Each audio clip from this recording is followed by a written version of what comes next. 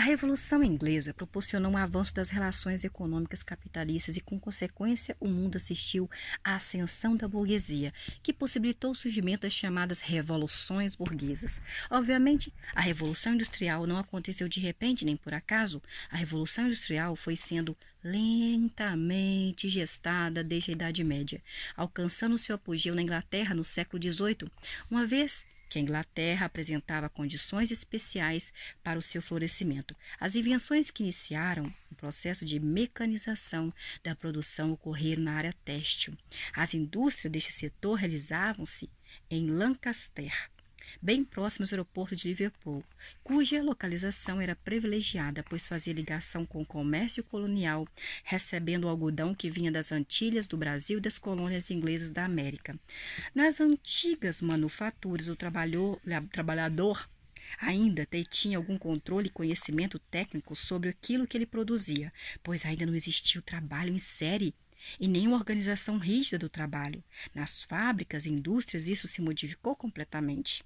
Neles, a organização do trabalho ampliou o controle do dono da fábrica e do industrial sobre o trabalhador,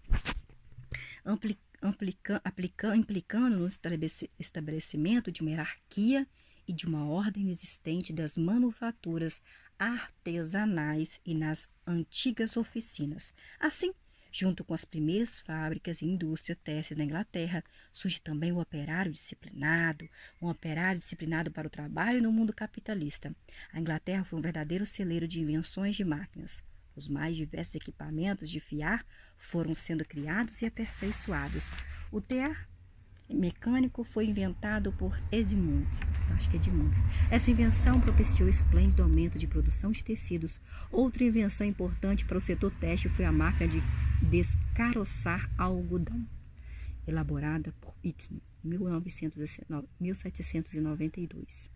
Vale ressaltar que as descobertas deste período inicial da Revolução Industrial não estavam atreladas ao conhecimento científico, nem à pesquisa científica, ou seja, não eram frutos de uma educação formal institucionalizada nas universidades, mas sim frutos da experiência cotidiana com o trabalho. Mas na fase subsequente da Revolução Industrial, a experiência cotidiana não dava mais conta de alimentar o mercado das inovações. A criação de máquinas mais sofisticadas e o uso de diferentes matérias-primas, como o petróleo e a borracha, exigiam um novo tipo de pesquisa, e agora sim, ligada à ciência moderna e à educação formal. Não, esse é 10. Já no final do século XIX, a revolução tecnológica que possibilitou a revolução industrial ganhou novas dimensões e propiciou grandes transformações com a construção dos motores elétricos, com os cabos que possibilitaram a transmissão de energia para longas distâncias, com a criação das lâmpadas e do telégrafo sem fio, bem com o aperfeiçoamento do telefone. Todas essas criações foram frutos da interação entre a ciência e a tecnologia, ou seja, com a presença de educação formal, institucionalizada e direcionada para determinado fim. A mecanização da indústria inglesa e os avanços técnicos ocorridos na Inglaterra possibilitaram o desenvolvimento das indústrias de mineração, da metalúrgica, da tecelagem, dos transportes.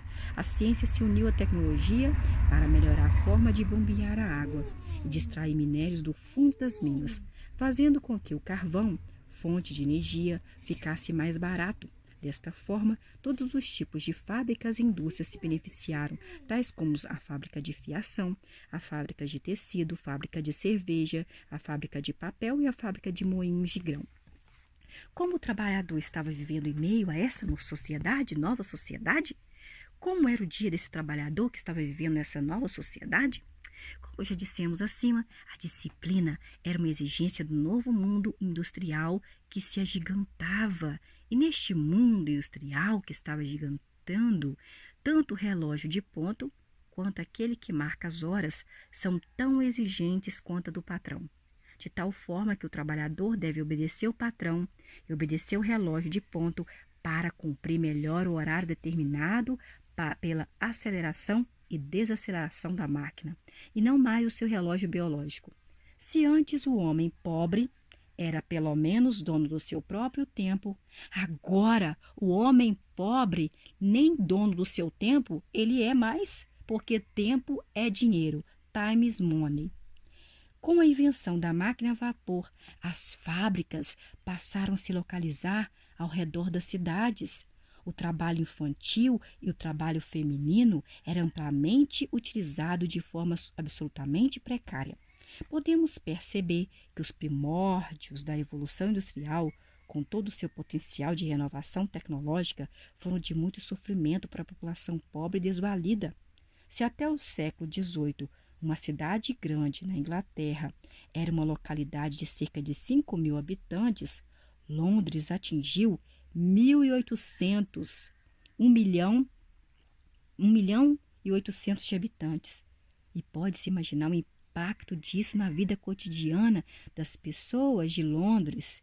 As cidades tiveram aumento populacional e, por consequência, essas cidades sofreram muitas transformações. Os trabalhadores que se espremiam pelas cidades recebiam salários muito baixos e viviam em péssimas condições. As cidades foram se modificando, perdendo vitalidade e brilho. Rapidamente, a cidade foi engolida pela fumaça escura das chaminés das fábricas que se amontoavam. As condições de vida e do trabalho eram caracterizadas pela miséria, uma vez que não havia uma legislação trabalhista. A exploração era ainda maior em relação às mulheres e crianças, que podiam começar a trabalhar aos 6 anos de idade. Sem uma legislação definida, a jornada de trabalho poderia ser superior a 15 horas. Os prédios, as fábricas eram tão insalubres quanto as moradias dos trabalhadores e ambientes sem ventilação e pouco iluminados. Mal alimentados e mal pagos, os operários habitavam bairros das cidades industriais sem qualquer infraestrutura de água e de esgoto. Eles moravam em cômodos cujas famílias viviam em promiscuidade, convivendo com doenças intestinais, tuberculose, alergia, asma, raquitismo. Ao referir-se a um desses bairros operários de Londres, assim se expressou Frederick Engels. Não há um único vidro na janela intacto. Os muros são leprosos. Os batentes das portas e os batentes das janelas estão quebrados, e as portas, quando existem, são feitas de pranchas pregadas. Aí moram os mais pobres dentre os pobres, os trabalhadores mal pagos, misturados aos ladrões, aos encroques e às vítimas da prostituição. Um lugar chocante, um diabólico emaranhado de cortiços que abrigam coisas humanas arrepiantes, onde homens e mulheres imundos vivem de 2 tostões de aguardente, onde colarinhos e camisas limpas são decências desconhecidas, onde todo cidadão carrega o próprio corpo as marcas da violência e onde jamais alguém penteia os cabelos. O que pensava a respeito da classe operária inglesa? A multidão de trabalhadores nas ruas era uma ameaça à ordem moral e à ordem social, pois essa multidão de trabalhadores se confundiam com indivíduos honestos e com bandidos, batedores de carteiras e prostitutas. Para a classe dominante, a multidão representava uma ameaça às instituições e à propriedade. Os trabalhadores não gozavam de direitos, não gozavam de amparo social, como assistência médica, aposentadoria, pensões, estando sujeitos a multas e castigos. As greves ou associações de classe eram consideradas casos de polícia e duramente reprimidas pelos governos. A Revolução Francesa. Para muitos sociólogos e historiadores, a Revolução Francesa fez parte de um movimento revolucionário global atlântico ocidental, que começa nos Estados Unidos em 1776 e atinge a Inglaterra, a Irlanda, a Holanda, a Bélgica, a Itália, a Alemanha, a Suíça em 1789 e culmina na França com violência maior. O movimento passa a repercutir em outros países europeus e volta à França em 1830 e 1848.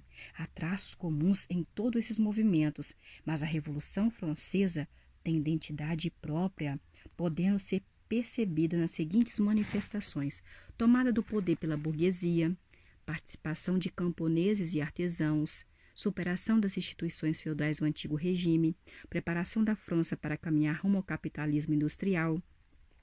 A Revolução Francesa foi consequência direta das ideias da Luzes, difundidas pelos intelectuais e pensadores dos séculos XVII e XVIII, que em geral asseguravam ser um homem vocacionado ao progresso e ao autoaperfeiçoamento ético, e percebeu-se que a ordem social não é divina, e sim construída pelos próprios homens, portanto, sujeita essas ordens individuais às modificações e alterações substanciais. Era possível, segundo a maioria dos iluministas, por meio de um conjunto de reformas sociopolíticas, melhorar a situação jurídica e material de todos. Sendo assim, não se podia mais aceitar que a realeza francesa, especialmente a figura do rei Luís XVI e sua esposa Maria Antonieta e seus filhos e seus demais parentes, vivesse em castelos luxuosos, como o monumental Palácio de Versalhes, localizado nos arredores de Paris e que era residência veraneio da família real e da elite, não pagasse impostos e que continuasse a promover banquetes à custa do dinheiro público até hoje.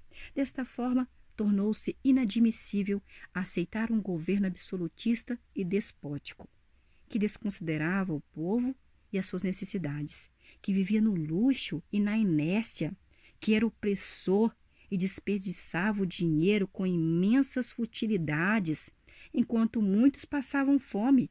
Não havia mais como explicar que este era um desejo divino de Deus e que esta ordem social derivava diretamente da vontade de Deus. Neste quadro composto por ostentações e gastos excessivos da nobreza e por fome e privações de toda a ordem do povo, a burguesia, que não era nem pobre e nem rica, experimentou um imenso crescimento, pois a França passava por um grande período de desenvolvimento econômico. Surgiram as primeiras indústrias de ferro, de carvão, e o comércio internacional quadruplicou seu volume. Mas, sendo um país absolutista, a França era governada por um rei com poderes soberanos, ou seja, que controlava a economia. O rei controlava a economia, o rei controlava a justiça, o rei controlava a política e o rei controlava até mesmo a religião dos seus súditos. Havia falta de democracia, pois os trabalhadores não podiam votar. Os trabalhadores nem mesmo podiam dar opiniões na forma de governo. A sociedade francesa no século XVIII, que é o século das luzes, era estratificada e hierarquizada. No topo da pirâmide social estava o clero, também chamado de primeiro estado. Abaixo do clero havia a nobreza, que era o segundo estado, formada pelo rei, a família do rei, os condes, duques, marqueses e outros nobres que viviam de banquetes e muito luxos na corte. A base da sociedade era formada pelo terceiro estado. O terceiro estado eram os trabalhadores, os camponeses e a burguesia, que não era nem pobre nem rica, que, como foi dito anteriormente, sustentava toda a sociedade com seu trabalho e com o pagamento de altos impostos. Pior ainda, era a condição de vida dos desempregados, cujo número de desempregados aumentava em larga escala nas cidades francesas. A vida dos trabalhadores e camponeses é de extrema miséria e, portanto, havia um desejo de melhorias na qualidade de vida e de trabalho. A burguesia, mesmo tendo a condição social melhor, ansiava uma participação política maior e mais liberdade econômica em seu trabalho. A burguesia cresceu e diversificou suas atividades e seus lucros. No entanto, a burguesia permaneceu às margens das decisões políticas do Estado absolutista, dominado pela aristocracia, o alto clero e a alta nobreza. A situação social era tão grave e o nível de satisfação popular era tão grande que o povo foi às ruas com o objetivo de tomar o poder e arrancar do governo a monarquia comandada pelo rei Luís XVI. O descontentamento era generalizado entre burguesia e povo, trabalhadores, desempregados e camponeses, mas a insatisfação era ainda maior para a primeira, porque, mesmo sendo numerosa, instruída e rica, achava-se impossibilitada de conseguir a ascensão social, que era a burguesia, e participação política, sendo que até poucas conquistas que já tinha obtido foram revogadas. As tentativas de reforma operadas pelo rei Luís XVI fracassaram por ir em contra os interesses do alto clero da igreja e nobreza, intensificando a revolta burguesa. Ficou claro para eles que, enquanto a aristocracia mantivesse seus poderes por meio dos parlamentos e dos cargos administrativos, nenhuma decisão que contrariasse seus interesses poderia ser tomada. Cresceram as críticas aos fundamentos do antigo regime, contra a sociedade de ordens e sociedade de privilégios do antigo regime. Os iluministas sugeriram um governo, uma monarquia ou república, mais constitucional e parlamentar. A burguesia convocou, então, os trabalhadores para uma aliança sem tréguas contra a nobreza, com a finalidade de implantar um novo regime político, a República. Os trabalhadores desempregados aderiram em massa a este levante que foi vitorioso. Vou dar umas voltas, se consigo vender. Dá. O descontentamento era generalizado entre burguesia e povo, trabalhadores, desempregados e camponeses, mas a insatisfação era ainda maior para a burguesia, porque a burguesia não era pobre nem rica, mas mesmo sendo numerosa, a burguesia, instruída e rica, achava-se impossibilitada a burguesia de conseguir ascensão social e participação política, sendo que até há poucas conquistas que já tinham obtido a burguesia foram revogadas. As tentativas de reforma operadas pelo Luís XVI fracassaram por irem contra os interesses do alto clero e da nobreza, intensificando a revolta burguesa. Ficou claro para eles que, enquanto a aristocracia mantivesse seus poderes por meio dos parlamentos e dos cargos administrativos, nenhuma decisão que contrariasse seus interesses poderia ser tomada, e cresceram as críticas aos fundamentos do regime do antigo regime. Contra a sociedade de ordens e privilégios do antigo regime, os iluministas sugeriram um governo, uma monarquia ou uma república, mais constitucional e parlamentar. A burguesia convocou então os trabalhadores para uma aliança sem tréguas contra a nobreza, com a finalidade de implantar um novo regime político, a República. Os trabalhadores desempregados aderiram em massa a este levante que foi vitorioso. Os burgueses aliaram-se ao povo, aos sans-culottes, aos trabalhadores desempregados ou não. É bonito mandar essa sandália, né? Mas no meu pé não sabe de jeito nenhum. Esse aqui é pé pequeno, né? É pé grande. Contra a sociedade de ordem e de privilégio do antigo regime, os iluministas sugeriram um governo monárquico e a república, mais constitucional e parlamentar. A burguesia convocou então os trabalhadores para uma aliança sem tréguas contra a nobreza, com a finalidade de implantar um novo regime político, a república. Os trabalhadores desempregados aderiram em massa a este levante que foi vitorioso. Os burgueses aliaram-se ao povo, aos sans-culottes, aos trabalhadores desempregados ou não, e aos camponeses. O início da moderna sociedade burguesa não melhorou as condições de vida dos mais pobres e o lema da revolução era liberté, égalité, fraternité, liberdade, igualdade e fraternidade, que se universalizou, tornando-se, no transcorrer do século seguinte, uma bandeira de toda a humanidade e teve desde o início gosto de sonho não realizado. Mas, indiscutivelmente, a Revolução de 1789 inaugurou uma nova era, um período em que não se aceitaria mais a dominação da nobreza, nem um sistema de privilégios baseado nos critérios de casta, determinados pelo nascimento. Só se admitiria, a partir de então, um governo que fosse legitimado constitucionalmente e submetido ao controle do povo por meio de eleições periódicas logo no início da Revolução, no dia 20 de agosto de 1789. O Constituinte votou a Declaração de Direitos do Homem e do Cidadão. A Revolução Francesa de 1789 foi o maior levante de massas até então conhecidos, fazendo por encerrar a sociedade feudal, abrindo caminho para as revoluções liberais de 1830 e para a consolidação da modernidade, sendo o acontecimento político e social mais espetacular e significativo da história contemporânea, dando princípio à Era Moderna, e nela, na Era Moderna, tudo teve seu início ou sua consagração. O legado da Revolução Francesa: proclamação do Estado secular, separação do Estado da Igreja, participação do popular pelo voto, instrução política, laica, estatal e gratuita, serviço militar generalizado e o direito da cidadania, igualdade dos filhos perante a herança de todos, perante a lei, divórcio, abolição das torturas e dos castigos físicos, primórdios da emancipação feminina, levada adiante por Théroigne de Mérocourt, extensão da cidadania aos judeus, condenação da escravidão e o sonho idealista de que devemos viver em liberdade, igualdade e fraternidade. Podemos afirmar que a Revolução Industrial Inglesa e a Revolução Francesa fazem parte das revoltas que aconteceram por toda a Europa. São revoluções burguesas, na medida em que acontecem com o objetivo de consolidarem o poder econômico da burguesia e garantir à burguesia a ascensão ao poder político.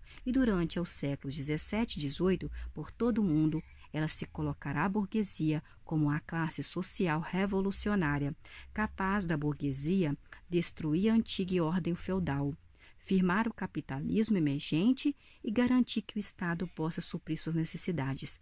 Vimos com mais detalhes apenas a Revolução Industrial e a Revolução Francesa, mas outras manifestações aconteceram, tais como a Revolução Gloriosa, a Revolução Puritana na Inglaterra, a independência dos Estados Unidos, a independência da América Espanhola e as revoluções liberais de 1830. Todas elas partilharam os ideais do iluminismo, como o liberalismo e o nacionalismo, conceitos que são os pilares das sociedades modernas. Portanto, o que essas revoluções têm em comum é principalmente o fato de consolidarem a modernidade. A educação na sociedade iluminista, página 69.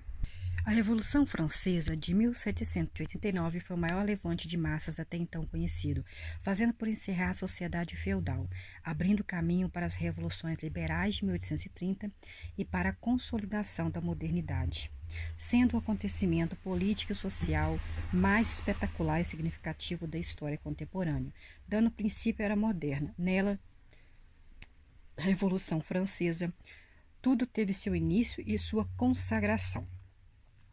O que deixou a Revolução Francesa para a gente? Proclamação do Estado secular, separação do Estado da Igreja, participação popular pelo voto, instrução pública, laica, estatal e gratuita, serviço militar generalizado, direitos da cidadania, igualdade dos filhos perante a herança, perante todos, perante a lei, divórcio, abolição das torturas e dos castigos físicos, primórdio da emancipação feminina levada adiante por Teogene de Méricourt, extensão da cidadania aos judeus, condenação da escravidão e o sonho idealista de que devemos viver em liberdade, igualdade e fraternidade.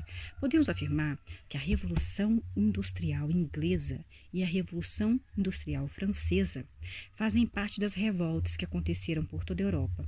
São revoluções burguesas, porque na medida em que acontecem com o objetivo de consolidarem o poder econômico da burguesia e garantir à burguesia ascensão ao poder político durante os séculos 17 e 18, por todo o mundo, ela se colocará como a classe, a burguesia social revolucionária capaz de destruir a antiga ordem feudal, afirmar o capitalismo emergente e garantir que o Estado possa suprir suas necessidades. Vimos com mais detalhes apenas a Revolução Industrial e a Revolução Francesa, mas outras manifestações aconteceram, tais como a Revolução Gloriosa, a Revolução Puritana na Inglaterra, a independência dos Estados Unidos, a independência da América Espanhola e as revoluções liberais de 1830. Todas elas partilharam os ideais do iluminismo, como o liberalismo e o nacionalismo, conceitos que são os pilares da sociedade moderna. Portanto, o que essas revoluções têm em comum é principalmente o fato de consolidarem a modernidade. A educação na sociedade iluminista. Na sociedade descrita acima, a iluminista, a educação do século XVIII, a partir de 1700, em meio ao iluminismo e ao início dessa sociedade moderna, segundo Luziriaga, caracterizou-se basicamente pelos seguintes aspectos: desenvolvimento da educação estatal, início da educação nacional do povo pelo povo ou por seus representantes políticos, princípio da educação universal, gratuita e obrigatória, no grau de escola primária que ficou estabelecido em linhas gerais, iniciação do laicismo no ensino com a substituição do ensino de religião pela instrução moral e cívica, organização da instrução pública em unidade orgânica da escola primária e universidade, acentuação do espírito cosmopolita universalista que une pensadores e educadores de todos os países, primazia da razão, crença no poder racional dos indivíduos e dos povos e, ao mesmo tempo, reconhecimento da natureza e da intuição na educação. ao mesmo tempo reconhecimento da natureza e da instituição na educação. O desenvolvimento da educação estatal significou basicamente que o Estado devia assumir a responsabilidade de controlar o processo educativo e que o Estado devia oferecer instrução à juventude com conhecimentos úteis e conhecimentos científicos. Essa tendência aconteceu primeiramente na Alemanha, em seguida aconteceu na França. Já em relação ao início da educação nacional, podemos dizer que toda a educação europeia sofreu sensíveis modificações, produzidas principalmente por conta das transformações políticas causadas pela Revolução Francesa. Desta forma, a educação, que a monarquia absolutista concebia como sendo de súdito, converte-se em educação nacional do cidadão, que deveria participar das decisões do governo do seu país, e se antes predominava uma educação para obediência como um dever imposto, agora vigora uma educação para a liberdade, um direito do cidadão, podendo ser devidamente exigida. Em relação às ideias pedagógicas importantes para a educação neste momento, devemos destacar as contribuições de Jean-Jacques Rousseau e Pestalozzi.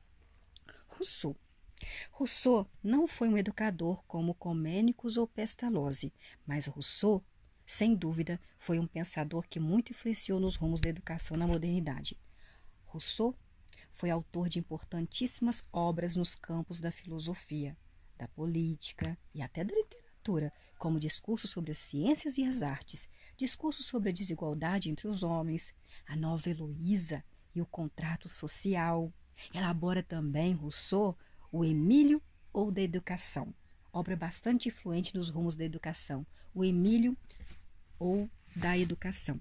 Alguns princípios essenciais da educação para Rousseau: humanismo, naturalismo, liberdade, aprendizado pela experiência, reconhecimento da infância como fase distinta, com características próprias, educação como um desenvolvimento natural de dentro para fora, não de fora para dentro.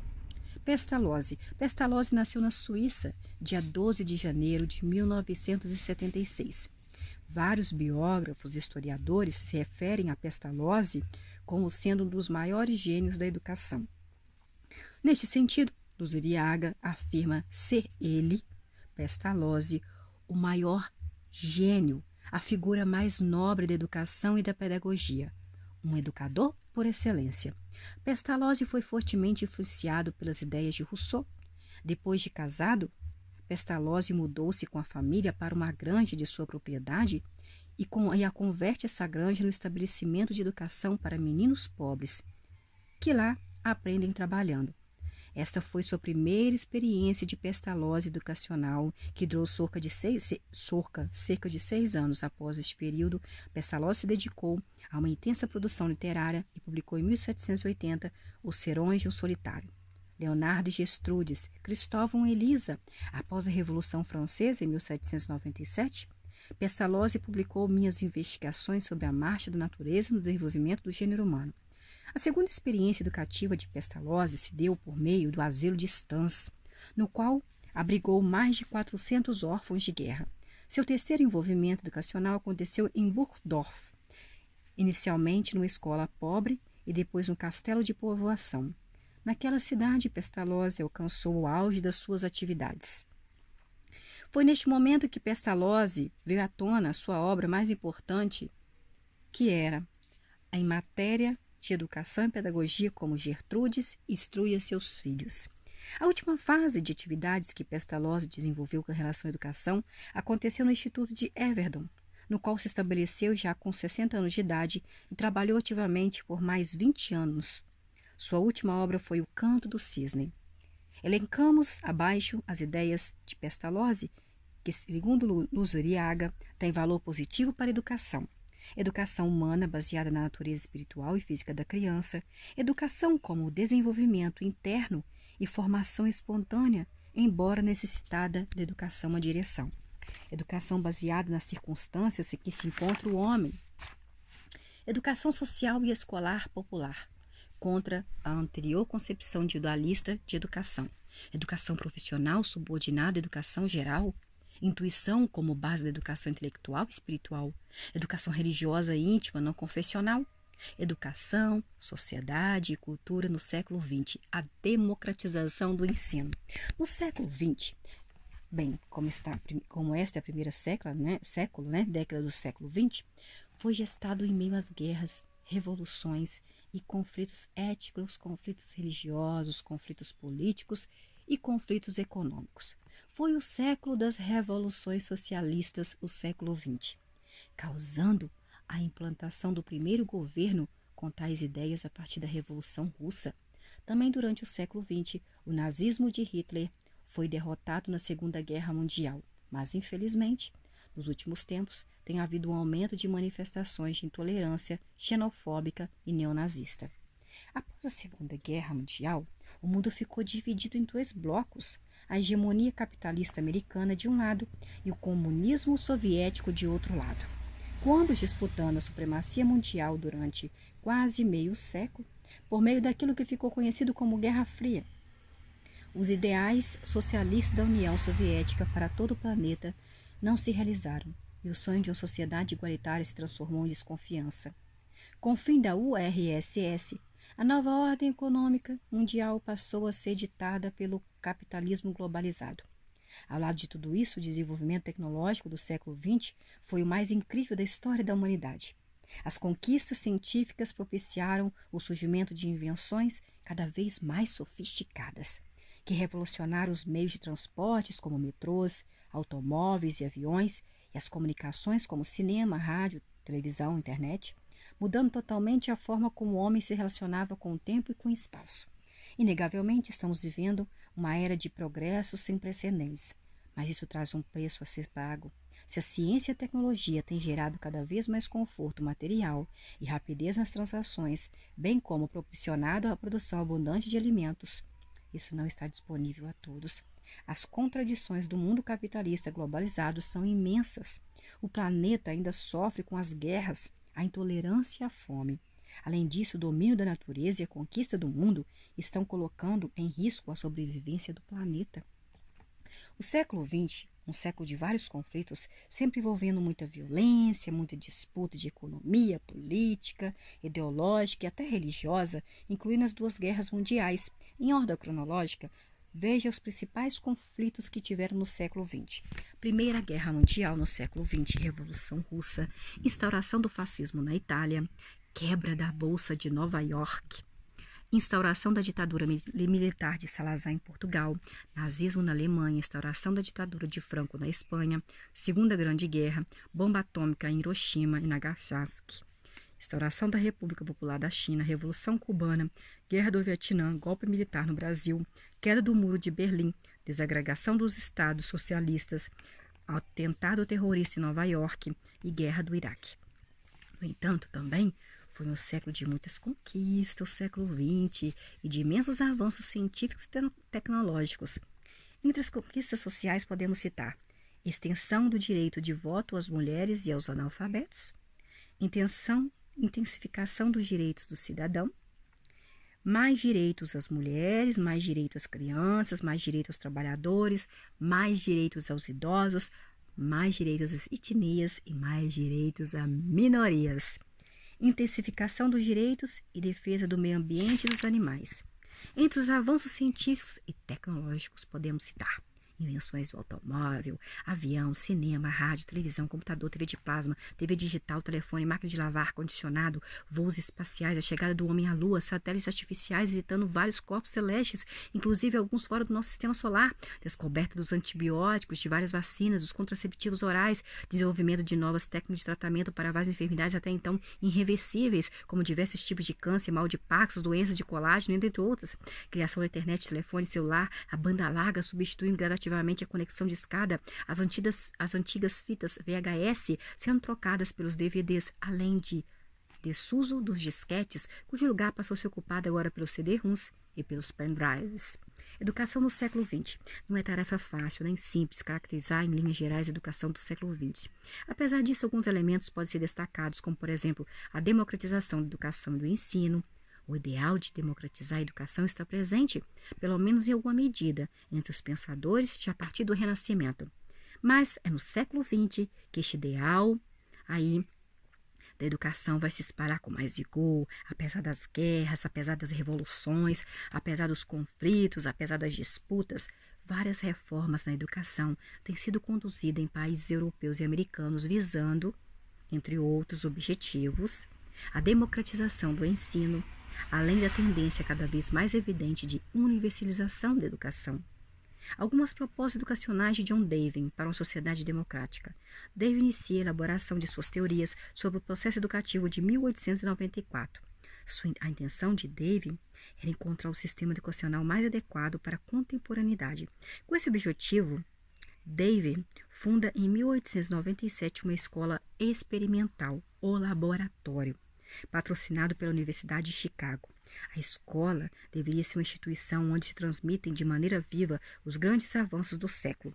Tinha como proposta que a escola fosse uma sociedade em miniatura, já que a mesma podia refletir todos os aspectos sociais. Para Dewey, a democracia era um desses avanços e poderia ser aprendida por meio da educação escolar, que deveria se proporcionar o conhecimento como aprender fazendo e aprender sentindo, possibilitando uma convivência harmoniosa entre as diferentes classes sociais. Em 1916, Dewey publicou sua mais importante obra, Democracia e Educação, em cujas páginas deixa claro que uma sociedade democrática, plenamente educada, é o único meio aceitável de organização e governo social. Com ideias avançadas e contrárias à educação tradicional, Dewey foi um dos mais importantes representantes do movimento reformista da educação, também denominado Escola Novista, que se intensificou nos Estados Unidos no final do século XIX. As novas propostas educacionais de Dewey incluíam a proposta de que os conteúdos ministrados fossem úteis e necessários à sociedade capitalista. A democracia tinha que estar articulada com a escola, com a sociedade comum do trabalho. A escola deveria oferecer condições para que todos, independentemente de classe social, participassem eficazmente na vida social. Para Dewey, a educação deveria contribuir para abolir privilégios e injustiças. A crença de Dewey era que, à medida que a escola formasse pessoas diferentes, estaria contribuindo para a mudança da sociedade. Se a estrutura interna da escola e as matérias de estudo com seus respectivos conteúdos fossem orientadas para um modelo democrático, a sociedade reproduziria esse modelo. Nesse sentido, a educação passou a ser vista como via de desenvolvimento social e como instrumento de equalização. Deve estimular o espírito de iniciativa e independência, que leva à autonomia e autogoverno, virtudes de uma sociedade democrática. E vamos passar para o 4.